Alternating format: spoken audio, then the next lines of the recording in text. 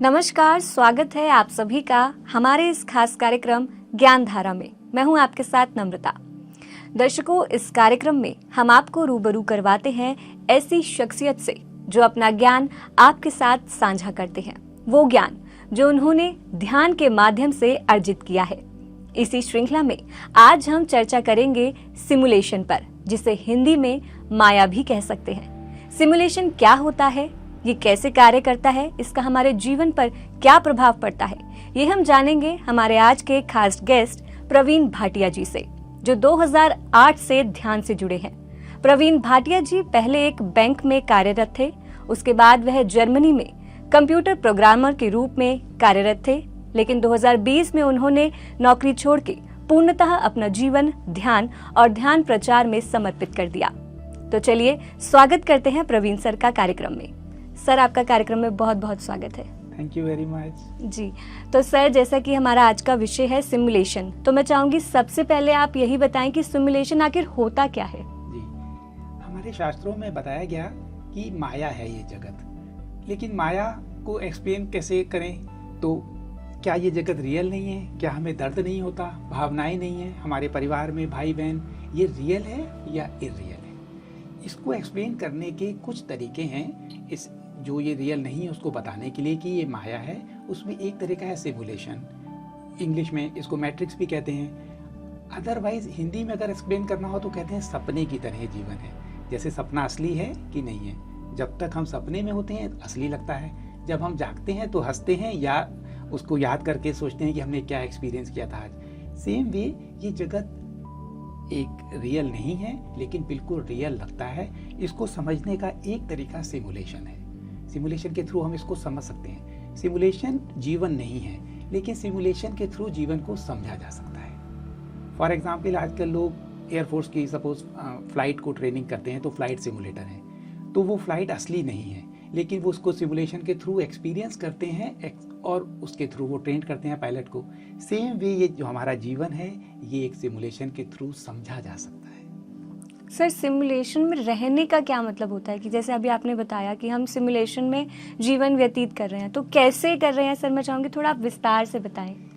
अगर हम ये माने कि हमारी कॉन्शियसनेस का एक सेगमेंट कुछ एक्सपीरियंसेस करना चाहता है, इस यूनिवर्स में इतना ये अनंत विस्तार है और इसमें कॉन्शियसनेस के डिफरेंट सेगमेंट हैं। अगर आप इमेजिन करो कि एक ऐसा सेगमेंट है जहाँ पे कोई सफरिंग नहीं है, पीड़ा नहीं है, कोई बीमार नहीं होता, और उसका एक्सपीरियंस करना है, तो कैसे करोगे? डर का एक्सपीरियंस कैसे करेंगे? उसको एक्सपीरियंस करने के लिए असली जो ब्रह्मांड है उसकी एक कॉपी, जैसे फ्लाइट सिमुलेटर होता है, और उस कॉपी के अंदर ह्यूमन का अवतार उसको एक्सपीरियंस कर रहा है। तो ये जगत जो है जिसमें हम हैं, ये हम एक्सपीरियंस कर रहे हैं, हमारी कॉन्शियसनेस इसको एक्सपीरियंस कर रही है। To experience that we have created this simulation. अच्छा, आप ऐसे समझ सकते हो कि मान लो आप माउंट एवरेस्ट जाना चाहते हो, लेकिन किसी कारण से एज नहीं है या सर्कमस्टांसेस सूट नहीं करते, तो एक सिमुलेशन जिसके अंदर आपको बिल्कुल रियल है, इतना रियल है कि आपकी कॉन्शियसनेस जो सोचेगी वो क्रिएट होगा। अगर कॉन्शियसनेस सोचेगी कि एवलांच आ जाए, इमीडिएटली एवलांच आ जाएगा। स्नो लेपर्ड आ जाए, स्नो लेपर्ड आ जाएगा। आप एक्सपीरियंस करोगे कि सनसेट हो रहा है, तो उसका एक्सपीरियंस हो जाएगा। In that way I think कि हमारे दर्शक समझ सकते हैं कि सिमुलेशन में जीवन कैसा होता है। जी, तो सर, सिमुलेशन के क्या कई प्रकार भी हो सकते हैं? बहुत अच्छा क्वेश्चन है। हम धरती पे जिस समय हैं, इसमें 3 तरह के सिमुलेशन साइमल्टेनियसली है। आप ऐसे सोचो कि एक कंप्यूटर की गेम 3 स्क्रीन पे लगातार चल रही है। एक जो हमारा जीवन जिसको हम जानते हैं, दूसरा हमारा वो जीवन जिसको शरीर छोड़ने के बाद का जीवन कहते हैं, वो भी इसी का हिस्सा है, और थर्ड जो है ईटीज, एलियंस और जो धरती के बियॉन्ड की डायमेंशंस हैं। ये 3 सिमुलेशन धरती पे थे। इस समय धरती में कॉन्शियसनेस शिफ्ट चल रहा है। इससे पहले की जनरेशन इन 3 सिमुलेशन को सेपरेटली देखती थी, रेदर 2 को ही जानती थी, जीवन और मरने के बाद का जीवन। वो थोड़ा बहुत उनकी इमेजिनेशन थी कि मरने के बाद ऐसा जीवन होता होगा। लेकिन थर्ड जो एलियंस, ईटीज, इसके बारे में एक जनरेशन पहले बात नहीं करती थी। इस कॉन्शियसनेस शिफ्ट में तीनों सिमुलेशन पास आते जा रहे हैं, ओवरलैप कर रहे हैं, क्योंकि आने वाले समय में इन तीनों के बियॉन्ड की जो डायमेंशंस है, ह्यूमैनिटी उसको एक्सपीरियंस करने जा रही है। That shift is happening on the earth. So there are 3 types of simulation as you have asked. Sir, तो जैसे अभी हम जिस सिमुलेशन को नहीं जानते, जैसे आपने 3 प्रकार बताए, जिसमें आपने एक एलियन का भी प्रकार बताया, तो क्या अभी तो हम नहीं जानते, क्या कहीं ना कहीं वो सिमुलेशन हमारे जीवन पे प्रभाव डाल रहा है? वो हमारे जीवन पे, क्योंकि सारे सिमुलेशन हमारे जीवन को एनी हाउ अफेक्ट करते हैं, तो वो भी प्रभाव डाल रहे हैं। अगर आप सुनो, रिसेंटली बहुत सारी न्यूज़ आनी शुरू हो गई हैं कि कहीं पे ईटीज़ दिखे, स्पेस क्राफ्ट दिखी, और गवर्नमेंट पे प्रेशर है कि जो आपने डिस्क्लोजर क्यों नहीं कर रहे, अगर ये सीक्रेट क्यों रखा हुआ है, so they will come closer in coming days, हमारे जीवन को प्रभाव डालेंगे। जी, तो सर सिमुलेशन का उपयोग क्यों किया जाता है? अभी आपने बताया कि सिमुलेशन होता क्या है, लेकिन इसे उपयोग क्यों किया जाता है? इसका उपयोग कॉन्शियसनेस एक्सपीरियंस करना चाहती है। Without that you can not experience. आप एक ऐसे जगत में हो जहाँ ये सब कुछ नहीं है, उसको एक्सपीरियंस करने के लिए हम यहाँ पे आ गए, लेकिन आने की जो शर्त है, या असली इसको कैसे यूज़ करते हैं, हम फॉरगेटफुलनेस में है। अगर हमें पता लग जाए कि हम असली में हमारा जो रूप है, तो ये सारे एक्सपीरियंसेस इमीडिएटली स्टॉप हो जाएंगे। सो इसको करते रहने के लिए हम सिमुलेशन में हैं। आपका एक अवतार, we are multi dimensional being. जैसे आप सपना देखते हो, तो सपने में आप बेड पे सो रहे हो तभी सपना देखते हैं, लेकिन आपका एक अवतार सपने में है। एग्जैक्टली सेम वे एक अवतार आपका इस सिमुलेशन में डिफरेंट एक्सपीरियंसेस कर रहा है। तो इसीलिए सिमुलेशन की ज़रूरत है कि आप कुछ एक्सपीरियंसेस कर सको।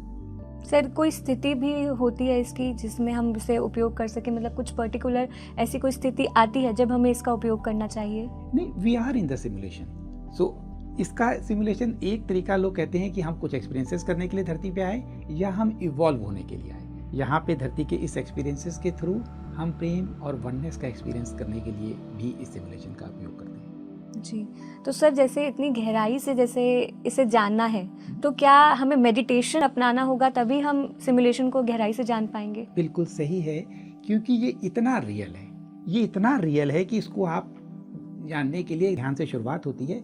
सिर्फ समाधि में आप एक्सपीरियंस करते हैं कि ये जो जगत है ये सिमुलेशन है। इसीलिए सारे सेंट्स इसको बताते हैं कि ये माया है, लेकिन बिना एक्सपीरियंस के जो अवतार है, जो फॉरगेटफुलनेस में है, वो इसको समझ नहीं पाता। तो इसका जो एक ही तरीका मैं समझता हूँ, वो ध्यान और समाधि, और कोई तरीका नहीं। और ध्यान में भी जो एक्सपीरियंसेस समाधि में लोग करते हैं, वो 2 एक्सपीरियंसेस साइमल्टेनियसली नहीं किए जा सकते। आइदर यू आर इन समाधि और यू आर इनटू सिमुलेशन। लेकिन वो जो मेमोरीज होती हैं, वो धीरे धीरे इस्टेब्लिश होती जाती हैं, जीवन बदलना शुरू हो जाता है। इसको प्रज्ञा कहते हैं। जब वो पूरी तरह इस्टेब्लिश हो जाता है, दैट तुरीय अवस्था आ जाती है। तो सर, क्या सिमुलेशन का प्रयोग करने से किसी समस्या का सामना भी करना पड़ सकता है? नहीं, मुझे लगता है कि ये क्वेश्चन अभी भी थोड़ा सा क्लियर नहीं हुआ। मैं और बताता हूँ। ये जीवन एक सिमुलेशन है। इसको सिमुलेशन को हम यूज नहीं कर रहे, we are into the simulation. तो अब हम इसमें हैं। अब ये है कि हम इससे बाहर कैसे निकलें। जो ये जगत, अगर आप फ्लाइट सिमुलेटर को यूज कर रहे हो, लेकिन वो असली फ्लाइट नहीं है, ये जानना कि ये जो जगत, सारे अनुभव एक असली नहीं है, ये जानना इस सिमुलेशन से बाहर निकलने का रास्ता है। तो इस सिमुलेशन को हम इस तरह जान के इससे बाहर निकल सकते हैं। तो सर, कैसे जानेंगे हम सिमुलेशन का बाहर आने का तरीका? कैसे बाहर आएंगे हम इस सिमुलेशन से? यस, जब हमें एक बार ये पता लगना शुरू होता है, तब हम उन शास्त्रों को समझ सकते हैं। ये स्पिरिचुअलिटी का पैराडॉक्स है। एक स्टेज तक ये सारा रियल लगता है, जो रियल नहीं है। जब हमारी कॉन्शियसनेस रेज करती है ध्यान से, या हमारी कॉन्शियसनेस का एक्सपेंशन होता है, एक स्टेज ऐसी आती है कि हम इस डिलेमा को, इस पैराडॉक्स को समझ पाते हैं। उसके बाद स्पिरिचुअल जर्नी बहुत फास्ट होती है। उससे पहले स्पिरिचुअल जर्नी बहुत स्लो होती है। तो इस सिमुलेशन से बाहर निकलने का है कि समझना कि हम सिमुलेशन में हैं, माया है, ये रियल लगती है लेकिन रियल है नहीं। एक एग्जाम्पल से, फॉर एग्जाम्पल, भगवान ने अर्जुन को बताया कि ये जिनको तुम देखते हो शरीर, ये असली नहीं, ये वस्त्र हैं। इसके अंदर जो है आत्मा है, वो असली है। सिमुलेशन में यही जानना कि ये सब जगत, सारा स्पेस हमारे अंदर से बाहर प्रकट हो रहा है, और इसके बियॉन्ड की डायमेंशंस को एक्सपीरियंस हम तभी कर सकते हैं जब हम या तो फॉरगेटफुल से बाहर आएँ या सिमुलेशन से बाहर आएँ। दोनों एक ही बातें हैं। जी, तो सर कैसे बाहर आएंगे, मतलब फॉरगेटफुल से कैसे हम बाहर आ सकेंगे? मैं चाहूँगी थोड़ा इजी हमारे दर्शकों के पास मेथड पहुँचे। जी, जब हम ध्यान से शुरुआत करते हैं और धीरे धीरे ध्यान गहरी अवस्था में जाता है, तो ये एक्सपीरियंसेस हर साधक को होते हैं। सारे सेंट्स ने इन्हीं एक्सपीरियंसेस को जान के बताया कि ये जगत माया है। तो एक ही तरीका है ये सारी जर्नी इनवर्ड है। लेकिन अनफॉर्चुनेटली जो समाज का ढांचा है वो ईश्वर को या सत्य को अपने से बाहर ढूंढता है, मंदिर में, मस्जिद में, गुरुद्वारे में या डिफरेंट रिचुअल्स में। वेयर एज जर्नी इनवर्ड है। जो भी अपने अंदर की जर्नी करता है सिंपल तरीके से, वो इस सिमुलेशन को बहुत जल्दी समझना शुरू कर देता है। और मेरे पास बहुत अच्छा न्यूज़ है कि धरती में कॉन्शियसनेस शिफ्ट हो रहा है। जब ये शिफ्ट नहीं था तब इसको समझने में सदियां लग जाती थी, धीरे धीरे इवॉल्व होते थे। अब हम बहुत फास्ट तरीके से इवॉल्व हो रहे हैं। इस आने वाले 2 सालों में जो भी अपने ऊपर काम करेगा वो इसको बहुत आसानी से समझ सकेगा, अगर वो डायरेक्शन सही है तो।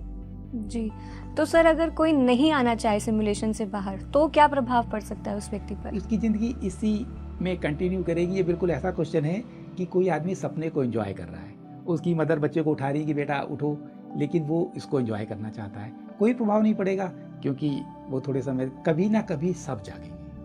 हर आदमी सपने से जागता है, कभी ना कभी सब जागेंगे। लेकिन है कि जगत जब हम जागते हैं तो अनुभव करते हैं वो डिफरेंट है, और जो सपने के अंदर है वो फिक्टिटियस है। सेम वे जब तक हम नहीं जागेंगे तब हम उसका एक्सपीरियंस करते रहेंगे, जर्नी थोड़ी सी डिले होगी। और जो इस समय एक और बात भी है, सिमुलेशन में सब चीज़ प्लेजेंट नहीं है। आप देखो धरती पे कितनी सफरिंग है, रिलेशनशिप की इशू हैं, फाइनेंशियल इश्यूज हैं, हेल्थ वाइज इश्यूज हैं, और कितनी ज़्यादा सफरिंग है। जब तक हम इस फॉरगेटफुलनेस में हैं, ये सफरिंग इसका हिस्सा बनी रहेगी। तो इसके बियॉन्ड आने के बाद हम अपने सत्य स्वरूप को जान लेंगे। इसलिए जो भी चाहे जितना चाहे इसमें प्ले कर सकता है, डिले कर सकता है, लेकिन अल्टीमेटली गोल है कि हम अपने सच को जानें। जी सर, अभी आपने ये तो बता दिया कि कैसे बाहर आना है, क्यों आना ज़रूरी है, और नहीं आएंगे तो हम एक सपने में रहेंगे। लेकिन जब हम बाहर आ जाएंगे उसके बाद की दुनिया कैसी रहेगी सर, ये भी जानना चाहेंगे। जी, ह्यूमन माइंड जो है इसकी बहुत लिमिटेशंस हैं। कॉन्शियसनेस का एक छोटा सा हिस्सा माइंड है। कॉन्शियसनेस इसने पूरा जगत को प्रकट किया है। इस माइंड की लिमिटेशंस हैं कि वो इस नेक्स्ट डायमेंशन को कॉम्प्रीहेंड नहीं कर सकता, उसकी लिमिटेशंस हैं। फिर भी जितना अच्छा आप सोच सकते हैं, जिसमें कोई बीमारी नहीं है, एजिंग प्रोसेस नहीं है, सब एक सर्टेन एज तक ग्रो करते हैं, उसके बाद उस एज को मेंटेन रखते हैं। मरने के बाद की जो डायमेंशन है, या तो आप ऐसा कह सकते हो कि जीवन बहुत लंबा होगा, या आप ऐसा कह सकते हो कि मृत्यु ही नहीं होगी। अभी भी मृत्यु नहीं होती, लेकिन इस सिमुलेशन में टेम्परेरी हम अपनी क्लोथ्स को चेंज करते हैं, इसको हम डेथ मानते हैं। और जब हम दोबारा जन्म लेते हैं तो नए परिवार में होते हैं, पुरानी मेमोरी लॉस हो जाती है। उस केस में बहुत लंबा जीवन, सेम मेमोरी, और ह्यूमैनिटी पहली बार प्रेम और वननेस का एक्सपीरियंस करेगी। अभी ह्यूमैनिटी सेपरेशन में जीती है, क्योंकि इसको एक्सपीरियंस करने के लिए 2 चाहिए, अच्छे बुरे, और हमें एक्सपीरियंस करने के लिए सेपरेशन चाहिए। जब वननेस में होती है, प्रेम का अनुभव करती है, ये हमारा माइंड अभी कंप्रीहेंड नहीं कर सकता, लेकिन जितना अच्छा आप सोच सकती हैं उसके बियॉन्ड की डायमेंशन। वहाँ किसी को काम करने की ज़रूरत नहीं है, क्योंकि अभी भी ये हमारी कॉन्शियसनेस रियलिटी क्रिएट करती है। इसमें हम जो सोचते हैं वो क्रिएट हो जाता है लगातार, लेकिन हम कॉन्शियसली क्रिएट नहीं कर पाते, हम जानते नहीं हैं, इसीलिए इतनी सफरिंग है। जब हम सिमुलेशन से बाहर हैं, फॉरगेटफुलनेस से बाहर निकल गए, तो हम किसी को जॉब करने की ज़रूरत नहीं है, किसी को बचपन से संघर्ष करने की ज़रूरत नहीं, because each and every thought will be manifested. Moreover on the earth right now the processes are very slow. मैं सिंपल एग्जाम्पल से बताता हूँ। अगर आपको रोटी खानी है, पहले ज़मीन को तैयार करना पड़ेगा, गेहूँ डालनी पड़ेगी, फसल उगेगी, काटेंगे, सुखाएंगे, स्टोर करेंगे, आटा बनाएंगे, गूंदेंगे, मार्केट में बिकेगा, तब रोटी पकाएंगे और खाएंगे। जब आप सिमुलेशन से बाहर हैं, you think roti will be there. That is our reality. जी सर, मुझे तो ये बातें सपना लग रही हैं कि कैसे ये सच होगा, क्योंकि बहुत मुश्किल है। आज की अगर हम वर्तमान समय की बात करें तो लोग जो हैं वो इस, जैसे आपने माया बोला, तो इस मोह माया में फंसे हुए हैं। तो ऐसे में एक जन जन तक इस सिमुलेशन के बारे में जो जानकारी है वो पहुंचना बहुत ज़रूरी है। तो सर कैसे पहुंचेगी, कैसे हम सबको इसके बारे में जागरूक कर सकेंगे? एक तो आप अपने चैनल के थ्रू कर रही हैं, मैं भी अपने चैनल के थ्रू आने वाले 1 साल तक बहुत इंटेंसिव इंडिया में को बताने की कोशिश कर रहा हूँ। उसका एक ही पर्पस है कि धरती पे कॉन्शियसनेस शिफ्ट हो रहा है। पहले के समय में इसको लोग रिजेक्ट कर देते, अब इसके लिए रिक्वायर्ड बेस तैयार है, इसलिए बहुत फास्ट हो सकता है। तो मेरा YouTube चैनल भी है, और मैं बहुत इंटेंसिव अपने टेलीग्राम ग्रुप से भी बताता हूँ, और ये हर एक के दिमाग में अगर ये बीज पहुँच जाए तो ये बीज जर्मिनेट होगा, गारंटी है, क्योंकि एटमॉस्फेयर बहुत कंड्यूसिव है। जी, तो सर कितने लोग अब तक जुड़ चुके हैं, इस बारे में भी जानना चाहेंगे। मेरा टेलीग्राम ग्रुप में 4300 हैं। हम बहुत सिलेक्टेड लोगों को लेते हैं हम कई, क्योंकि स्पिरिचुअलिटी के अनेक लेवल हैं। हर एक अपने कॉन्शियसनेस लेवल पे स्पिरिचुअलिटी को समझने की कोशिश करता है। हर एक की वो रियलिटी है जो उसकी कॉन्शियसनेस का लेवल है। तो हम बिगिनर लेवल के लिए नहीं हैं, इसीलिए ये ग्रुप इतनी छोटा है, लेकिन ये छोटा होने के बाद बहुत इफेक्टिव है। क्यों? क्योंकि हमारी कॉन्शियसनेस को आकाशिक रिकॉर्ड, एक डेटा बैंक है, वो वहाँ पे सेव होती है। जो लोग अभी बिगिनर्स हैं वो उसको एक्सेस करते हैं। इसको आप ऐसा समझें, साइबेरिया में फूड नहीं होता सर्दियों में, तो उनको कैसे पता लगता है कि इंडिया में फूड है? वो इंडिया में 8000 किलोमीटर ट्रैवल करके आते हैं, क्योंकि उनको आकाशिक रिकॉर्ड की एक्सेस है। ह्यूमन के पास थी, वो अनकॉन्शियसली करता है, अभी थोड़ी सी स्लीपिंग मोड में है। तो जब ये 4000 लोग रीराइट करते हैं आकाशिक रिकॉर्ड को, तो वो बाकी लोग जो अभी स्पिरिचुअलिटी में नहीं है उस पर भी इसका फर्क पड़ता है। सो इस वे हम बहुत तेज़ी से एक्सपोनेंशियल इसको स्प्रेड कर रहे हैं। आने वाले समय में आप देखोगे अगले 1 साल में धरती में बहुत सारे लोग इसको समझ पाएंगे। जी सर, जैसे अभी आपने स्पिरिचुअलिटी के लेवल्स बताए, तो क्या उस बारे में विस्तार से जान सकते हैं कि कितने लेवल्स होते हैं, क्या क्या लेवल्स होते हैं, और कितने कितने % के लोग जो हैं वो उस लेवल को रीच कर चुके हैं? यस, सी बिगिनर को अगर हम माने 0 और एनलाइटेंड माने 700, तो इसके बीच में पूरी ह्यूमैनिटी रहती है। 700 to 1000 भी एनलाइटेंड बीइंग होते हैं, क्योंकि एनलाइटेंड बीइंग के भी डिफरेंट कॉन्शियसनेस हैं। और 1000 के अगर बियॉन्ड हो जाए तो वो नेक्स्ट डायमेंशन की कॉन्शियसनेस आ सकती है। धरती पे अभी तक की कॉन्शियसनेस 1000 के बियॉन्ड एक्सपीरियंसेस नहीं कर सकती थी। अब जो क्योंकि कॉन्शियसनेस शिफ्ट हो रही है, तो humanity in the next coming years will experience a next level of consciousness, लेकिन अभी तक संभव नहीं था। तो अभी तक के जो लेवल हैं 0 to 700 normal human being, 700 to 1000 enlightened being. इसको किसी लेवल में 16 तरह भी बांटा जा सकता है। लोअर लेवल क्या है? जिसमें लोग डर में जीते हैं और उनको कॉम्प्लेक्सेस होते हैं, गिल्टी कॉन्शियसनेस है, शेम है, पुराने जीवन में कभी बचपन में कुछ हुआ उसकी मेमोरीज उनके माइंड में होती हैं। ये लोअर लेवल है कॉन्शियसनेस का। इसके बियॉन्ड की जो कॉन्शियसनेस है उसमें ह्यूमैनिटी लव का एक्सपीरियंस करती है, जॉय का एक्सपीरियंसेस करती है, फियरलेसनेस का एक्सपीरियंसेस करती है। फिर वो समझती है कि ये सारा सिमुलेशन है। सी सिमुलेशन और फियर, सिमुलेशन का एक्सपीरियंस आप तभी कर सकते हो जब आप इसको बिल्कुल रियल एक्सपीरियंसेस करो। उसमें डर का भी एक्सपीरियंसेस होता है, लेकिन एक स्टेज के बाद जब सिमुलेशन कोई समझ जाता है कि मेरी कॉन्शियसनेस रियलिटी क्रिएट कर रही है, तो डर हमेशा के लिए खत्म हो जाता है। That is a very beautiful state. Sir, क्या बहुत जन्मों की साधना होती है इस सिमुलेशन को समझने के लिए? जैसे अगर मान लीजिए कि जिसने अभी तक ध्यान ही नहीं करा, जिसने अभी तक इन चीज़ों के बारे में सुना ही नहीं है, तो वो क्या इसी जन्म में इसके बारे में जान जाएगा? उसे बहुत तप करना पड़ेगा, तब जाके वो वननेस को समझ पाएगा? ये भी बहुत अच्छा क्वेश्चन है। अभी तक की कॉन्शियसनेस में इवोल्यूशन प्रोसेस इतने स्लो थे कि ऐसा माना जाता था कि जन्मों की साधना से हर लेवल पे थोड़ा थोड़ा इवॉल्व होते हैं और एकदम लास्ट में कभी हम सिमुलेशन को या माया को समझ सकते हैं। लेकिन हम सब बड़ी ब्लेस्ड जनरेशन है धरती पे इस समय जितने भी लोग हैं, क्योंकि कॉन्शियसनेस शिफ्ट हो रहा है, युग परिवर्तन हो रहा है, नेक्स्ट डायमेंशन आ रहा है। इस केस में सारे के सारे लोग बहुत जल्दी इसको समझ के इससे मुक्त होने वाले हैं जी। लेकिन फिर भी थोड़ा थोड़ा अपने ऊपर अगर काम करेंगे, खाली हाथ में हाथ रख के बैठने से नहीं कि हो रहा है तो हमारा भी हो जाएगा, क्योंकि सिमुलेशन तो हमेशा यस तथास्तु कहता है। तो जब तक आप थोड़े से एफर्ट करेंगे तो अच्छा होगा। जी, पर जैसे सर बात हम कर रहे हैं वर्तमान समय की, तो वर्तमान समय में बेसिक नीड्स पूरी करना भी बहुत ज़रूरी है। तो आदमी नहीं छोड़ सकता अपने जो घर के अपनी जो जिम्मेदारी है वो उसे नहीं छोड़ सकता, तो वो दोनों को बैलेंस कैसे करके चले सर? दोनों को बहुत आराम से बैलेंस किया जा सकता है, सिर्फ प्रायोरिटीज़ की ज़रूरत है। जो लोग नहीं कर पाते उनकी प्रायोरिटीज़ नहीं, otherwise each and every person despite there circumstances थोड़ा थोड़ा करके कर सकता है।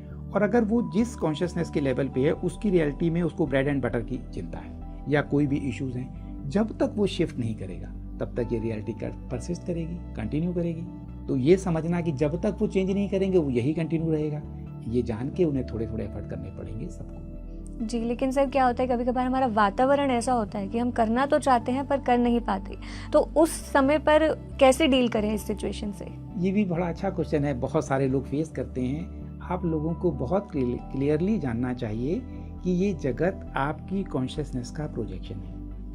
ये अंदर जगत एक शीशा है, इसमें आपकी सारी रियलिटी प्रकट हो रही है। तो जब तक आप सोचते हो कि वातावरण कंड्यूसिव नहीं है या मेरे आसपास के रिलेटिव्स, परिवार के लोग मुझे सपोर्ट नहीं करते, तब तक आप बेसिक बात नहीं समझे सिमुलेशन की कि आपकी कॉन्शियसनेस प्रकट होगी। जब तक आप इस अपने अंदर यही नहीं करेंगे, ये कंटिन्यू करेगी, वातावरण कंटिन्यू करेगा, अपने ट्रिगर हैं। और ये भी सिमुलेशन का हिस्सा, जैसे बताया कि सिमुलेशन इवोल्यूशन में हेल्प करता है। तो ये ट्रिगर उस पर्सन के हैं जिनको वो ट्रिगर मानता है या अपने चैलेंजेस मानता है, उस पर्सन के इसीलिए ट्रिगर हैं कि वो उसको समझे, उनसे बियॉन्ड जाए, इवॉल्व। जी, तो सर क्या इसके अंदर जो बुक्स रीडिंग है, जैसे स्वाध्याय हम बहुत प्रमोट करते हैं कि स्वाध्याय, अपना ज्ञान बढ़ाना बहुत ज़रूरी है, तो क्या बुक्स रीडिंग इसमें हेल्प कर सकती है हमें? बुक रीडिंग बहुत हेल्प करती है, लेकिन बुक रीडिंग के साथ कौन सी बुक है ना, बुक का तो अनंत भंडार है और समय कम है। और अगर समय कम है, जैसे हमारे स्पिरिचुअलिटी में 4 पिलर माने गए, भक्ति योग, ज्ञान योग, कर्म योग, सेल्फलेस सर्विस और राजयोग। राजयोग में ध्यान आता है। तो जैसे कार के 4 पहिए हैं, इसी तरह ये चारों मिलके, चारों एक साथ हेल्प करते हैं, चाहे कोई भी 4 हो। लेकिन अगर 2 कार के 2 पहिए आगे होते हैं, सेम वे अगर हम 2 आगे रखें, ध्यान और ज्ञान, तो बहुत हेल्प करता है मेरी अंडरस्टैंडिंग में। मेरे लिए ये दोनों आगे हैं, थोड़ा सा मैं पढ़ता हूँ और थोड़ा सा इन्वर्ट करता हूँ अपनी जर्नी को, ये दोनों बहुत हेल्प करते हैं। मैं एक बुक रिकमेंड कर सकता हूँ अगर सिमुलेशन को समझना हो, श्री निसर्ग दत्त महाराज जी की आई एम दैट। बहुत डिफ़िकल्ट बुक है। एक तो होता है स्पिरिचुअल एंटरटेनमेंट, हमने बुक पढ़ी, उसमें कहानियाँ हैं, उन कहानियों को एंजॉय भी किया और थोड़ा बहुत ज्ञान भी बढ़ा, वो भी इफ़ेक्टिव है। ये डायरेक्ट टीचिंग्स हैं, इस टीचिंग में सूत्र के रूप में उनको समझना बहुत हेल्प करता है। जी सर, जैसे अभी आपने 4 योग की बात करी, 2 योगों को तो आपने मतलब महत्व दिया, लेकिन जैसे भक्ति योग है, तो भक्ति योग में बहुत से लोग कंफ्यूज होते हैं स्पिरिचुअलिटी में और रिलीजियस में, डिफरेंस नहीं समझ पाते। तो सर यहाँ पे जो भक्ति है वो कितनी ज़रूरी है, या फिर भक्ति के बिना भी हम जो है सिमुलेशन को समझ सकते हैं? मैं समझता हूँ वर्तमान समय में भक्ति सबसे कठिन है, क्योंकि भक्ति की फॉर्म बदल चुकी हैं, डिसफंक्शनल हो चुका है। इसलिए रिलीजियस एक्टिविटीज़ को लोग भक्ति मानते हैं। भक्ति मीरा की भक्ति वैसी स्टेज आने में मैं समझता हूँ कि वर्तमान समय में कठिन है, कम से कम मेरे लिए पॉसिबल नहीं है। तो मेरे लिए आगे वाले 2 पिलर हैं, लेकिन इन 2 पिलर से जब मैं ईश्वर को समझ पाया, तो मैं समझता हूँ मैंने अपने परिवार के लोग जिनके साथ मेरा ब्रॉटअप हुआ, उनकी भक्ति और मैं अपनी भक्ति को देखता हूँ तो बहुत फर्क है। जो फीलिंग्स है ये सच को जानने की होती है। जैसे मैंने पहले कहा कि सिमुलेशन में डर, फियरफुल पर्सन लोअर लेवल के एक्सपीरियंसेस करता है। अधिकांश लोग भगवान को भी डर के पूजा करते हैं। किसी मंदिर, मस्जिद, गुरुद्वारे कोई भी हो, वो रिलीजियस लोग हैं, उनको डर लगता है, इसलिए वो ईश्वर को प्रेम नहीं कर पाते। जब तक प्रेम नहीं कर पाते, भक्ति प्रकट नहीं हो सकती। इसीलिए मैं कहता हूँ कि मेरी नज़रों में आज के समय में भक्ति एक स्पिरिचुअल एंटरटेनमेंट की फॉर्म है। स्पिरिचुअल एंटरटेनमेंट भक्ति नहीं है, रिलीजियस एक्टिविटीज़ भक्ति नहीं है, और डर के भगवान और ईश्वर से मिलना कतई भक्ति नहीं है। इसके बियॉन्ड अगर आप भक्ति कर सकते हैं तो वो भक्ति है। जी, तो सर जैसे अभी आप कर्म योग की बात कर रहे थे, तो हमारे कर्मा का क्या लेना देना है हमारे जीवन में, और कैसे ये हमारे जो सिमुलेशन है इसे समझने में कैसे मदद करेगा? ये बहुत भी अच्छा क्वेश्चन है, लेकिन शायद 2 बातें आपने मिक्स कर दी, कर्म योग और कर्म, ये 2 डिफरेंट चीज़ें हैं। तो पहले कर्म योग के बारे में, जब हम सेल्फलेस सर्विस करते हैं उसके थ्रू एक प्योरिटी आती है कॉन्शियसनेस में। वो कॉन्शियसनेस हायर जाके इस सत्य को, सिमुलेशन को समझने में हेल्प करती है। इसका सबसे अच्छा एग्जाम्पल इंडिया में डिवाइन लाइफ सोसाइटी के फाउंडर श्री शिवानंद सर जी हैं। वो डॉक्टर थे, आई डोंट नो मलेशिया या इंडोनेशिया किसी कंट्री में थे। उस समय पेंडेमिक आई, बहुत ज़्यादा लोग मरने लगे। नर्सें 16, 17, 18 घंटे काम करती थी, थक के घर चली जाती थी। वो लगातार सेल्फलेस सर्विस करते रहे। एक doctor with that selfless service, उनको जो रियलाइजेशन हुआ, he became the founder of divine life society in India. उनका जीवन, उनकी बायोग्राफी कोई पढ़ेगा तो बहुत इम्प्रेस्ड होगा। मुझे लगता है आपके चैनल में समय नहीं है तो मैं ज़्यादा डिटेल में नहीं बताता। वो कर्म योग है। उस कर्म के थ्रू जो प्योरिटी आई, उससे उन्होंने इस सिमुलेशन को समझा, जाना, मुक्त हुए और लोगों को ज्ञान दिया। लेकिन आपने क्वेश्चन पूछा है कर्मा का। वो कर्मा भी सिमुलेशन में बहुत लंबे समय तक हमें बांधा रखता है, क्योंकि अभी तक की कॉन्शियसनेस बहुत स्लो इवॉल्व होती थी। इसमें एक कॉन्सेप्ट है कर्म का, अच्छे कर्म का रिवॉर्ड, खराब कर्म की सजा। बेसिकली ये इस थर्ड डायमेंशन की रियलिटी का ही कॉन्सेप्ट है और ये हमारी जर्नी को बहुत स्लो करता है। और इस अर्थ की कॉन्शियसनेस जो नेक्स्ट डायमेंशन पे शिफ्ट हो रही है, उसमें ये बाधा है। इसलिए मैं आपको गारंटी से बताना चाहता हूँ, आल्दो मुझे पता नहीं कि कितने दर्शक इसको स्वीकार कर पाएंगे, इस समय धरती पे जो भी सोल डिपार्ट कर रही हैं अपनी बॉडी को, जब वो वापस आ रही हैं तो they are free from all of their karmas, क्योंकि कॉन्शियसनेस शिफ्ट होना है। उस अभी तक की जो कॉन्शियसनेस है वो पुरानी मेमोरी से रिएक्ट करती है। पुरानी मेमोरी में अगर डर है, पिछली लाइफ में उनकी बॉडी किस तरह उन्होंने छोड़ी, उनकी मेमोरीज क्या थी, उनके रिलेटिव्स क्या थे, आने वाले समय में वो उन डिज़ायर्स को पूरा करने की कोशिश करती है जो उस समय छूट गई। इसीलिए ये वो सिमुलेशन कंटिन्यू करता है, क्योंकि सिमुलेशन में तो है तथास्तु, जो भी आपकी डिज़ायर है उसको वो रियलिटी क्रिएट करती है। तो अब इसको खत्म हो रहा है, इसलिए all beings are coming on the earth without the baggage of karma. That is the good, very good news. जी। और इस समय भी जो लोग अभी बॉडी में हैं, उन सबके पास चॉइस है। वो पुराने रूल जिसमें कर्मा का रूल था उससे प्ले करना चाहते हैं तो कर सकते हैं, जो मुक्त होना चाहते हैं वो अंडरस्टैंडिंग से मुक्त हो सकते हैं। मैं बहुत सारे लोगों को जानता हूँ जो कर्म से मुक्त हैं। मेरे चैनल में मैंने पोल करके पूछा था कि आप कर्म के सिद्धांत को किस हद तक मानते हो। More than 70% were free because they understood.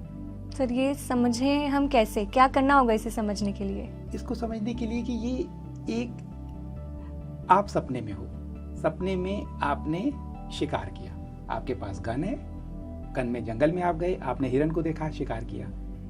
इस सपने के अंदर गन, हिरन, आप और पूरा वातावरण जंगल का, वो कहाँ से प्रकट हुआ? आपके अंदर से। जब आप जाग गए तो क्या आपको इस बात की सजा मिलेगी कि आपने हिरन का शिकार किया है? नहीं मिलेगी। जब आप अवेकेंड हो जाते हो तब आप जानते हो कि ये सिमुलेशन है, ये एक सपना है, then you are free. Moreover and then people come into that process of awakening. तो जो लोग भी अवेकेंड हैं या अवेकनिंग के प्रोसेस में हैं, उन्होंने ये देखना शुरू कर दिया है कि नहीं, इसमें सब कुछ ठीक नहीं है। फिर कर्म क्या है? कर्म अगर एक ईश्वर है, ये तो सब मानते हैं कि एक ही क्रिएटर है। अगर एक क्रिएटर है तो डिफरेंट रूल कैसे हो सकते हैं? अफ्रीका के डिफरेंट रूल हैं, इंडिया में डिफरेंट रूल हैं, दुबई में दूसरे रूल हैं, वेस्टर्न कंट्री में डिफरेंट रूल्स हैं। जब ये समझ में आता है तब आप समझ जाते हो। और वो नियम जो समय के साथ बदलते हैं, वो कैसे ठीक हो सकते हैं? 300 साल पहले ही देश में सती प्रथा थी, आज कुछ और है, आने वाले समय में कुछ और होगा। तो ये जो लगातार चेंजिंग है, ये कैसे कर्म बन सकते हैं? ये अंडरस्टैंडिंग आपको कर्म से मुक्त करती है ना। डिफरेंट रिलीजियस प्रैक्टिसेस हैं, उस किस प्रैक्टिस में अगर आपने अपना मुंह पे पर्दा नहीं किया तो आपको खराब कर्म है। किसी के लिए जानवर को मार के खाना कुछ लोग खाते हैं, कुछ कहते हैं कि जानवर जीव हत्या का बहुत खराब कर्म है। ऐसे ही इतने सारे लोग हैं, उन्होंने अपने जीने के लिए, समाज को चलाने के लिए कुछ नियम बनाए। उसका अभी तक की वैलिडिटी थी, लेकिन कॉन्शियसनेस जब शिफ्ट कर जाती है तो वो इन नियमों के बियॉन्ड चली जाती है। और सिंपल एग्जाम से अगर समझना चाहें तो भगवान कृष्ण ने कहा युधिष्ठिर से कि इस युद्ध में अधर्म को हटाने के लिए बोलो कि अश्वत्थामा मर गया। लोअर कॉन्शियसनेस कहेगी कि मैंने किताब पढ़ी है, शास्त्रों में लिखा है, सच बोलना ठीक है, वो इसको अधर्म मानेगी, पाप मान सकती है। लेकिन जो भगवान है वो बियॉन्ड है। ऐसे ही जो इस कॉन्शियसनेस को समझ जाता है कि ये सपना है, इस सपने में किसी भी चीज का कोई असर नहीं है। लेकिन जब तक आप अवेकेंड नहीं है तब तक सबका असर है। और कॉन्शियसनेस इस प्रोसेस में है कि आप चाहें तो मुक्त हो सकते हैं, सबके लिए फ्री चॉइस है। और आने वाले समय में सारे कॉन्शियसनेस में कर्म का रूल हट रहा है, क्योंकि आकाशिक रिकॉर्ड रीराइट हो रहा है। मैं आपको गारंटी से बता रहा हूँ, और आप लोग के लिए बहुत अच्छी न्यूज़ है। जी सर, जैसे आपने कहा कि कर्म का रूल हट रहा है, लेकिन जो लोग अभी इस समय अगर बुरे कर्म कर रहे हैं तो सर उनको भी तो सजा मिलनी चाहिए, क्योंकि जो पुराने कर्म अपने भुगत रहे हैं, जिन्होंने बुरे कर्म किए होंगे उनको सजा मिल रही है, तो जो अभी करंट में कर रहे हैं तो वो उनकी सजा कहाँ जाएगी सर? जब आप ये समझते हो कि आप एक गेम में हो, इस गेम में आपने गेम खेलते खेलते मान लो किसी कुछ फाइट वाले गेम होते हैं, उस फाइट वाले गेम में आपने किसी दूसरे का मर्डर कर दिया, गेम के अंदर ही तो हो रहा है। एक जब हम फॉरगेटफुलनेस से ये गेम खेल रहे हैं तब तक तो ये सारी बातें सही हैं, लेकिन जब हम जाग जाते हैं तब ये सारी बातें इनवैलिड हो जाती हैं। ये इसीलिए इसको अवेकनिंग प्रोसेस बोलते हैं। एक सर्टेन लेवल के बाद ही इसको समझा जा सकता है, जैसे मैंने पहले बताया था। और इसको कब समझा जा सकता है, ये भी शायद क्वेश्चन होगा। कॉन्शियसनेस को नापा जा सकता भी है, ऐसी मशीन्स मैंने सुना है कि डेवलप हो रही हैं, क्योंकि ये बहुत फाइन एनर्जी है। मैं जर्मनी में एक बहुत अच्छी यूनिवर्सिटी है, TU टेक्निकल यूनिवर्सिटी म्यूनिक, उसके प्रोफेसर से मिला। उन्होंने एक प्रोजेक्ट पे काम कर रहे थे कि ह्यूमन कॉन्शियसनेस को कैसे मेजर किया जा सके। तो मैं समझता हूँ जब कॉन्शियसनेस हायर होती है तो वो इसको समझ सकती है। लेकिन एक और तरीका है, टैरेट कार्ड है, बहुत पुराना सिस्टम है, उसमें बहुत अच्छी बुक है, उससे भी हम जर्नी को जान जाते हैं। तो टैरेट का जो 12th कार्ड है वो इसको पैराडॉक्स है, उसमें सिर्फ एक कार्ड में वो ह्यूमन उल्टा लटका हुआ है, क्योंकि उसको दुनिया उल्टी दिखती है। तब उसको समझ में आता है कि ये दुनिया 12th कार्ड से पहले सिमुलेशन था, इसके बाद की दुनिया अलग है, और तब उसको ये कर्म का सिद्धांत भी समझ में आता है। लेकिन फिर भी आपका क्वेश्चन रह गया कि क्या बुरे लोगों को बुरे कर्मों की सजा मिलनी चाहिए, कैसे मिलेगी? जब आप किसी एक थॉट से रेजोनेट करते हो तो वो आपकी रियलिटी बनता है। जब तक आपके किसी के भी पर्सन के, जब तक ये है कि मैं कर्म से मुक्त होना चाहता हूँ, लेकिन जो खराब कर्म कर रहे हैं उनको सजा मिलनी चाहिए, then they are resonating with the law of karma, they could not be free. तभी फ्री हो सकते हैं जब ये समझ जाएं कि ये सिमुलेशन है। इस सिमुलेशन में अगर मैं कर्म से फ्री हूँ तो किसी को भी कर्म की सजा नहीं है। जो कुछ हुआ that was the part of evolution process. तभी कोई फ्री हो सकता है जब तक कोई ये सोचता रहे कि मैं तो कर्म के सिद्धांत से फ्री होना चाहता हूँ, फास्ट इवॉल्व होना चाहता हूँ, लेकिन खराब कर्म करने वालों को सजा मिलनी चाहिए। They can not be free because they are resonating with the concept. That is the method. जी सर, जैसे मान लीजिए कि किसी को ये बात समझ में आ गई है, तो क्या जो उस पर्सन की एनर्जी है वो अपनी एनर्जी से बाकी लोगों को ये समझाने में हेल्प कर सकता है? उसकी एनर्जी बाकी लोगों को अंडरस्टैंड करने में हेल्प करेगी? बहुत हेल्प करेगी, because first he has to be fully convinced, not intellectually. Intellectually तो बहुत लोग समझ सकते हैं, जब वो समझ जाते हैं तब ये एनर्जी आकाशिक रिकॉर्ड में सेव होती है। ह्यूमन की जो कॉन्शियसनेस है कलेक्टिव कॉन्शियसनेस है। इस कलेक्टिव कॉन्शियसनेस में धरती पे जितने लोग हैं, पूरी धरती के लोग, वो इसको मिलके एक कलेक्टिव कॉन्शियसनेस है। एक पर्सन भी चेंज होता है तो कलेक्टिव कॉन्शियसनेस में शिफ्ट आता है, तो उनका प्रभाव उस कलेक्टिव कॉन्शियसनेस में पड़ रहा है, उसको बाकी लोग एक्सेस कर रहे हैं। ये एक तरीका है। वो उस जिस भी उनकी एनर्जी की फील्ड में जो लोग आते हैं उनको फर्क पड़ रहा है, तो इस तरीके से वो बहुत प्रभावकारी कर रहे हैं। इसीलिए ये प्रोसेस एक्सपोनेंशियल मैं कहता हूँ। सिर्फ एक जने ने मान लो किया 1 से 2, 2 to 4, 4 to 8, 16, जब ये इसके बाद डबलिंग होती है तो बहुत फास्ट ये इंफॉर्मेशन स्प्रेड होती है।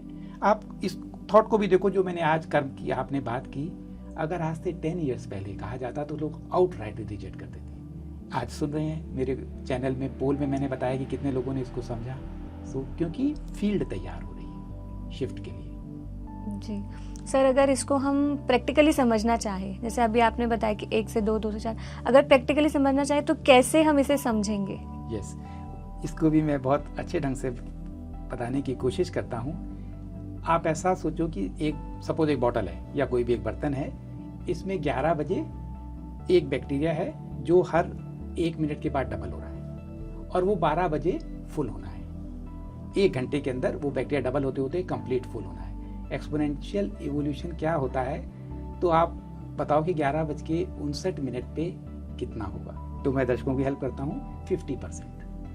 1 मिनट पहले 50%, then it will be 100%। 1 minute पहले जो लगता है कि बिल्कुल कम है, वो भी नेक्स्ट मोमेंट पे डबल हो जाएगा। इससे और थोड़ा सा पहले देखें तो 11:50 पे ओनली 3% चेंज हुआ 11:50 में, whereas we are very close to that event 10 minute में जो होने वाला है, लेकिन 3% चेंजेस महसूस नहीं होते। तो ऐसे ही एक्सपोनेंशियल इवोल्यूशन काम करता है, अभी कॉन्शियसनेस शायद 10 मिनट बिफोर वाले समय पे है, सिर्फ 3% या उससे भी कम लोग समझ पा रहे हैं, लेकिन ये आने वाले समय में बहुत तेज़ी से धरती में स्प्रेड होने वाला है।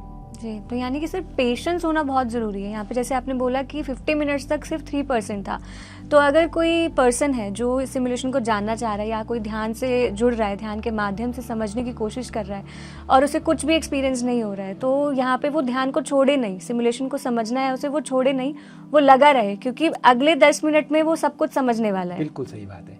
और पेशेंस भी बहुत अच्छा शब्द है।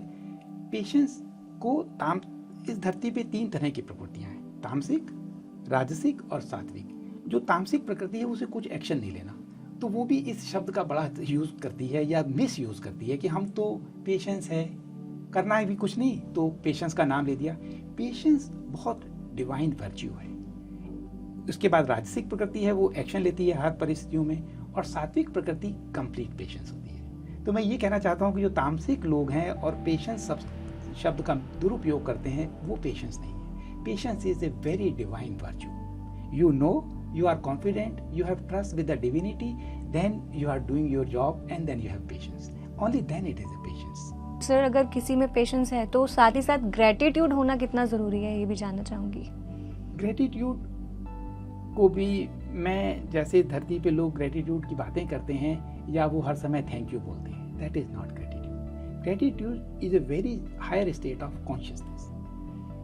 इसका अपोजिट है विक्टिम रोल। तो जो विक्टिम है वो सोचता है कि सारी परिस्थितियों के लिए मैं विक्टिम हूँ, अपने जीवन के लिए मेरे रिश्तेदार, मेरे पति पत्नी, मेरे माँ बाप, गरीबी, हेल्थ, मैं विक्टिम हूँ, क्योंकि उसने सिमुलेशन को मेन एस्पेक्ट नहीं समझा कि उसके अंदर से क्रिएट हो रहा है। देन ही फील विक्टिम, और यही इस फॉरगेटफुलनेस है, क्योंकि वो इस जगत को सेपरेशन में एक्सपीरियंस करता है और विक्टिम समझता है। विक्टिम मेंटालिटी बहुत लोअर कॉन्शियसनेस है, इसका जस्ट अपोजिट है ग्रेटिट्यूड। तो आप सोचो कितनी बड़ी जर्नी है, विक्टिम टू ग्रेटिट्यूड, ग्रेटफुलनेस। लेकिन ये एक स्टेट ऑफ कॉन्शियसनेस है। आप थैंक यू कह के या हर समय कह के मैं ग्रेटिट्यूड, अपनी डे टू डे लाइफ से वो हैप्पी नहीं है, बट जैसे हम बड़े ग्रेटिट्यूड है। ये हम्बलनेस, ग्रेटिट्यूड, ये खोखले शब्द हैं, तब तक ये कुछ काम नहीं आते, बेकार के शब्द हैं। इसके अलावा जो स्टेट होती है ग्रेटिट्यूड की, वो स्टेट जब होती है तब आप एनलाइटमेंट के बहुत पास होते हैं, तब आप सरेंडर कर सकते हो, otherwise you can not surrender. और सरेंडर और एनलाइटमेंट के बीच में सिर्फ एक कदम का फासला बचता है। तो ग्रेटिट्यूड से पहले फियरलेसनेस आती है। ये कॉन्शियसनेस के स्तर हैं। जी, लेकिन सर ऐसा कहते हैं ना कि जो हम यूनिवर्स को देते हैं वही हमारे पास आता है। तो अब मान लीजिए कि कोई अभी नहीं पहुंचा है उस स्तर तक, लेकिन अगर वो चाहता है कि उसके जीवन में अच्छा हो, तभी वो ग्रेटिट्यूड जो है वो व्यक्त करता है। तो यहाँ पे कैसे समझा जाए इस चीज़ को? बहुत आसान है। आप एक मैग्नेट हो, आप इस मैग्नेट में जो कुछ भी है, फॉर एग्जाम्पल आप दे नहीं सकते तो किसी को विश कर सकते हो कि उसका जीवन अच्छा हो। It will happen in your life because you are magnet. जिस चीज़ से आप रेजोनेट करते हो वो आपके जीवन में प्रकट होती है। मैं एक एग्जाम्पल से बताता हूँ। एक केस में एक पर्सन मेरी गुरु के पास आया and he was very happy कि मेरे भाई को किसी एस्ट्रोलॉजिकल से पता लगा है कि ये उसका लास्ट जीवन है, and he was so excited and so happy. तो मेरी गुरु ने बताया कि ये तुम्हारे आखिरी जीवन है, because you are resonating with that idea. तो जब अगर इसका अपोजिट होता, उसके मन में आता कि मेरा भाई क्यों, वो तो इतने कुछ भी नहीं किया, वो क्यों हो जाएगा, मैं क्यों नहीं हो रहा, मैंने तो बहुत साधना की है, देन उसने ये आइडिया को रिजेक्ट करके अपनी जर्नी को नुकसान पहुंचा दिया होता। तो इस केस में रेजोनेशन जो होता है वो बहुत हेल्प करता है। किस चीज़ से रेजोनेट कर रहे हो, तो अपने जीवन में जो कुछ आप अट्रैक्ट करना चाहते हो उससे रेजोनेट करना शुरू करो। हर एक को हेल्थ मिले, हर एक के पास अबेंडेंस हो, यू विल गेट अबेंडेंस। लेकिन हम लोग कंपटीशन करते हैं, संघर्ष करते हैं, that is why we stops our evolution. ऐसे ही कहानी नारद भक्ति सूत्र में है कि नारद जी जा रहे थे वैकुंठ लोक, तो रास्ते में उनको एक साधु मिला। उसने पूछा कि आप जा रहे हो तो पूछ के आना कि मैं कब एनलाइटेंड होऊंगा, कब मुक्ति मिलेगी। तो उन्होंने कहा ठीक है।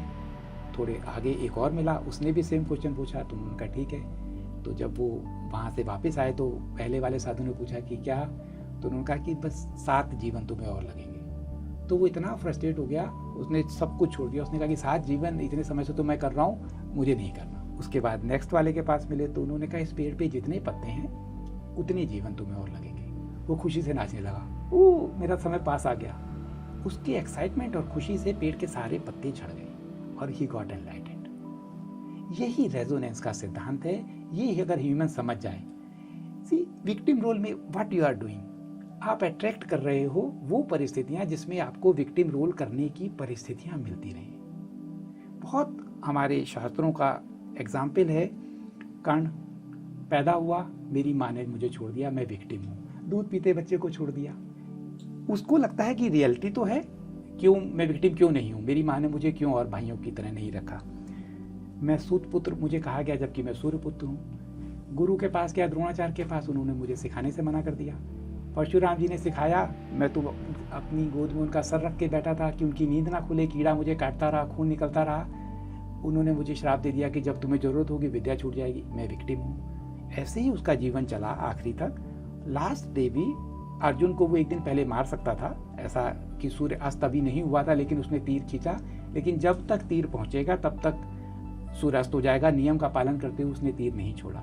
नेक्स्ट डे मैं विक्टिम हूँ, रथ के नीचे खड़ा था, निहत्था खड़ा था, भगवान ने मुझे मरवा दिया।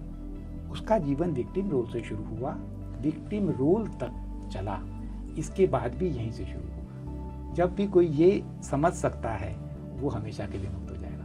अपनी विक्टिम हुड को इतना प्यार ना करें। समाज से रिकॉग्निशन के लिए विक्टिम होना जरूरी नहीं है, आप ग्रेटिट्यूड के साथ भी समाज से बहुत रिकॉग्निशन ले सकते हैं। जी सर, अगेन हम वहीं पर आ गए कि हम जो है फंसे हुए हैं माया में।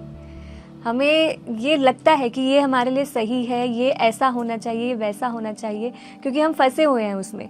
तो उसी से बाहर आना हमें बहुत ज़रूरी है आज के समय में। इस सिमुलेशन में हमारी कॉन्शियसनेस रियलिटी क्रिएट कर रही है। तो हम विक्टिम होना चाहते हैं या हम ग्रेटिट्यूड होना चाहते हैं, हम समाज के लिए भला करना चाहते हैं, उस तरह का आप मैग्नेट बन के अपने जीवन को बदल सकते हैं।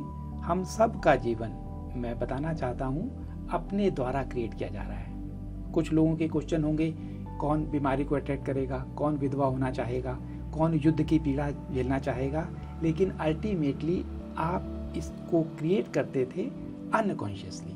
आपने कभी पहले क्रिएट किया था, टाइम लैग में वो यहाँ पे इस तरह पहुँचा है। आने वाले समय में कंप्रेस टाइमलाइन में इमीडिएटली लोग महसूस करेंगे और तब आप समझ सकते हैं कि आप कैसी रियलिटी को क्रिएट करना चाहते हैं। एक और एग्जाम्पल से आप समझ सकते हैं। द्रौपदी ने एक बार भगवान कृष्ण से पूछा कि मेरे 5 पति क्यों हुए। तो भगवान ने बताया, तुमने पिछले जीवन में वर मांगा था कि मेरा पति सबसे ज़्यादा धर्म का ज्ञाता हो, सबसे ज़्यादा ताकतवर पहलवान हो, युद्ध धनुर्धर हो, ज्ञानी हो और सुंदर हो। ये 5 विरोधी चीज़ें एक पर्सन में पॉसिबल नहीं थी, लेकिन उस द्रौपदी का ही ये क्रिएशन था, इसलिए इस जीवन में उसको 5 पति मिले। उसको बाद में पीड़ा होती थी कि लोग उसे कहते थे 5 पतियों की पत्नी है, वो नहीं चाहती थी, वो तो अर्जुन से प्रेम करती थी। फिर भी उसकी कॉन्शियसनेस ने जो चाहती थी वो प्रकट हुआ। अनकॉन्शियस डिज़ायर थी कि ऐसा मिले। तो अब हम अपनी डिज़ायर को कॉन्शियसली क्रिएट कर सकते हैं। इसके टूल्स हैं, मेरे ग्रुप में कुछ मेडिटेशन पढ़े हैं जिसमें वो अपनी टाइमलाइन को बदल सकते हैं, पास्ट को चेंज कर सकते हैं, ज़िंदगी को बदल सकते हैं। उन टूल्स को यूज़ करें, कॉन्शियसली अपना जीवन क्रिएट करें और मुक्त हों। जी, क्या टूल्स के बारे में सर थोड़ा बहुत जान सकते हैं? यस, क्योंकि रियलिटी हमारी कॉन्शियसनेस करती है। हमारी कॉन्शियसनेस और धरती पे अगर हम स्मॉलेस्ट पार्टिकल माने उनको फोटोन कह सकते हैं। इन दोनों का इंटरेक्शन होकर जो रियलिटी क्रिएट होती है, जिसको हम एक्सपीरियंस करते हैं, वो सच नहीं है लेकिन हम एक्सपीरियंस कर रहे हैं। तो इन टूल्स के थ्रू हम अल्फा स्टेट में जाते हैं, क्योंकि बाधा है हमारा लॉजिकल माइंड। लॉजिकल माइंड कहता है कि ये इम्पॉसिबल है। थोड़ा सा मेडिटेटिव स्टेट में गए जहाँ पे हमने अपने माइंड्स की एक्टिविटीज़ को स्लो डाउन किया। उस स्टेट में हमने अपनी रियलिटी को क्रिएट किया। सिर्फ एक इंटेंशन डालनी है, दैट इज सफिशिएंट। उसके बाद उसको भूल गए। यूनिवर्स अपने आप उसको करने की सर्कमस्टांसेस क्रिएट कर देता है। ये टूल्स बहुत इफेक्टिव हैं, 100% काम करते हैं, और इतना काम करते हैं 2 + 2 = 4 ऑलवेज। ये कोई विशफुल थिंकिंग नहीं है, ये अफर्मेशन नहीं है, ये रियली इस सिमुलेशन के अंदर यही वरदान है कि आपकी कॉन्शियसनेस क्रिएट करती थी। अभी तक स्लो करती थी क्योंकि फोटोन बेल्ट इतनी सॉलिड नहीं थी। अगर जो लोग भी साइंस को थोड़ा सा फॉलो करते हों, लास्ट समय में 3 सोलर फ्लेयर्स अर्थ पे आई थी। जब भी सोलर फ्लेयर आती हैं, इस समय 730 टाइम स्ट्रॉन्ग फोटोन बेल्ट है। आपकी सारी reality with very small time lag आप क्रिएट कर सकते हो, और यही टूल हमारे चैनल में भी पड़े हुए हैं, और हम जब कभी मीटिंग होती है तो लोगों को सिखाते हैं अपनी रियलिटी। सी, अगर आपकी कॉन्शियसनेस का एक हिस्सा आपकी किसी प्रॉब्लम से जूझने में इन्वॉल्व है, तो आप अपनी एनर्जी को मुक्ति के लिए नहीं ले जा सकते। परिवार में एक जने को कैंसर है, सारा परिवार उसी में इन्वॉल्व है, उससे मुक्त होने के लिए टूल हैं। कॉन्शियसली आप अपनी रियलिटी क्रिएट करें, वो पर्सन भी फ्री हो, और आप अपनी एनर्जीज को सत्य को जानने में, सिमुलेशन से फ्री होने में, मुक्त होने में लगा सकें। जी ज़्यादा टूल्स सर, जो टूल्स आपने बताया, इससे एक चीज़ तो क्लियर होती है कि यहाँ पे अध्यात्म के विज्ञान को समझना बहुत ज़रूरी है। जी, हम जो साइंस है वो कहीं ना कहीं स्पिरिचुअलिटी के साथ जो है वो पूरा संबंध उसका है। जी, पहले डिस्टेंस था। लोग विज्ञान और स्पिरिचुअलिटी को, कुछ लोग जो सो कॉल्ड इंटेलेक्चुअल या एजुकेटेड लोग थे, वो स्पिरिचुअलिटी को एनी हाउ रिजेक्ट करते थे। वो लॉजिकल माइंड से हर चीज़ के आंसर ढूंढना की कोशिश कर रहे थे। एक स्टेज पे आके फिजिक्स रुक गई। फिजिक्स के पास बहुत सारे क्वेश्चंस के आंसर इसके बाद नहीं है, पिछले 30-40 ईयर्स में रुकी हुई है। उनके आंसर्स क्वांटम फिजिक्स से मिल रहे हैं। सो quantum physics is a branch which is bringing science and spirituality together. ये दोनों को जोड़ने के लिए कोशिश कर रही है, और यही इस सिमुलेशन को बाहर निकलने में क्वांटम फिजिक्स हेल्प कर रही है। जी सर, और मैं आशा करती हूँ कि जो भी दर्शक आज इस कार्यक्रम को देख रहे होंगे, वो जो आपने टूल्स बताए हैं उसके माध्यम से हैं सिमुलेशन को समझने का प्रयास करेंगे, साथ ही अवेकनिंग और एनलाइटमेंट की स्टेट में आने का भी प्रयास करेंगे। तो सर, इतनी सारी जानकारी आज आपने हमें दी, उसके लिए आपको बहुत बहुत धन्यवाद। Thank you very much for inviting me. जी, तो दर्शकों, आज इस कार्यक्रम में हमने प्रवीण भाटिया सर से चर्चा की सिमुलेशन पर। हमने सिमुलेशन के बारे में जाना, सिमुलेशन कितने प्रकार के होते हैं, क्या क्या टूल्स इसमें हम यूज़ कर सकते हैं, इस बारे में हमने जाना। तो हम आशा करते हैं कि आपको ये जानकारी अच्छी लगी होगी और आप इस जानकारी को अपने जीवन में आत्मसात करेंगे। तो आज के लिए बस इतना ही। हम फिर मिलेंगे किसी अन्य एपिसोड में। तब तक के लिए आप देखते रहें PMC हिंदी चैनल। नमस्कार।